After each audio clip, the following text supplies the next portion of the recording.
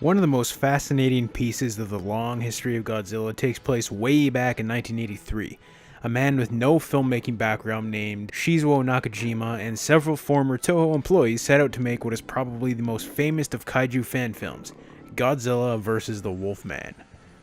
Now, before the Godzilla vs. the Wolfman that we know even began production, at least two shorts that served as drafts were done by Nakajima, including one that didn't even feature Godzilla. Instead, it was supposed to be Baragon battling the titular Wolfman. Another version of the film pitted Godzilla against a very different version of the Wolfman that sorta looks like one of the Gargantua dressed like a scientist. This original draft was meant to have a suit very similar to the suit used in 1964's Godzilla vs. Mothra. Eventually, the final version began production with a much more menacing looking Wolfman, kinda, and a Godzilla suit that looked almost exact to the one used in King Kong vs. Godzilla, as well as the Godzilla vs. Mothra suit for some scenes.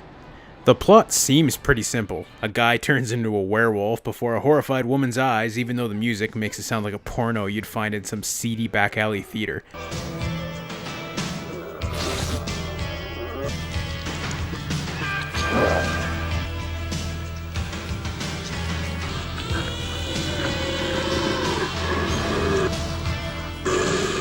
And then he just suddenly gets big, so I imagine he just mutated further until he became kaiju size. The plot was never really hashed out, so I don't really know.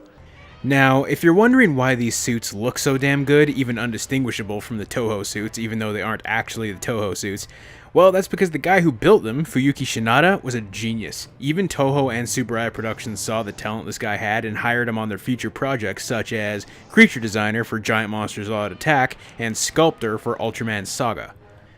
As was seen with the recent fan project, Godzilla Heritage, Toho does not take kindly to fan films, and it's because of this that even to this day, only some footage of the movie has ever been seen.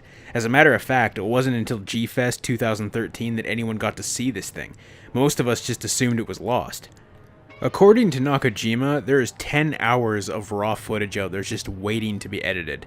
He has plans to release it on DVD, but the last whispers of that news was last year before Shin Godzilla came out in Japan, and let's be honest, Toho has to give the green light first. So, there is a brief history of Godzilla vs. the Wolfman, a project I remember reading about on the internet back in the dial-up days. I always thought it was an official Toho film that was just scrapped, but alas, it was just a labor of love by a die-hard fan of Godzilla. Some footage is available online, such as what I used in this video, but I'd highly recommend you check it out for yourself. Will the finished product ever see the light of day? With Toho's recent track record, probably not, but we can always hope.